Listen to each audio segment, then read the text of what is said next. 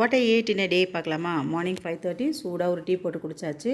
அப்படியே breakfast ready பண்ண ஆரம்பிச்சிட்டேன். எனக்கு கொஞ்சம் சுகர் இருக்குங்க, அதனால் அடிக்கடி சம்பா ரவை பொங்கல் பண்ணுவேன். சம்பா ரவை பொங்கல் இன்றைக்கி வடை, சாம்பார், சட்னி. இன்றைக்கி மிட் பிரேக்குக்கு ஒரு பேஷன் ஃப்ரூட் எடுத்துக்கிட்டேன். வீட்டில் ஆயுத பூஜை க்ளீனிங் போயிட்டுருக்கு, அதனால் நிறைய வாஷிங் வேலைலாம் இருந்தனால ஒரு மீல்ஸ் ஈரோடு அம்மன் மெஸ்லேருந்து ஆர்டர் பண்ணி சாப்பிட்டாச்சு. நல்லா 3 வகையான பொரியல், குழம்பு, ரசனம் கொடுத்துருந்தாங்க. பார்த்த வேலைக்கு உடம்பு டயர்டுக்கு நல்லா சாப்பிட்டதுக்கப்புறமா நல்ல ஒரு ரெஸ்ட் எடுத்துட்டு ஈவினிங் 4 o'clock திருப்பி சூடாக ஒரு டீ போட்டு குடிச்சிட்டு பூஜைக்கு தேவையான ஃப்ரூட்ஸ்லாம் கொஞ்சம் வாங்கலான்னு சொல்லி கடைக்கு போயிருந்தேன். அந்த கடை வாசல்லே அந்த கார்ன் விற்றாங்க, ரொம்ப நல்லாயிருக்கும். அது இந்த கோயம்புத்தூரில் கார்ன் கூட ரொம்ப பெருசு பெருசாக இருக்குங்க, நல்லா இருக்குது.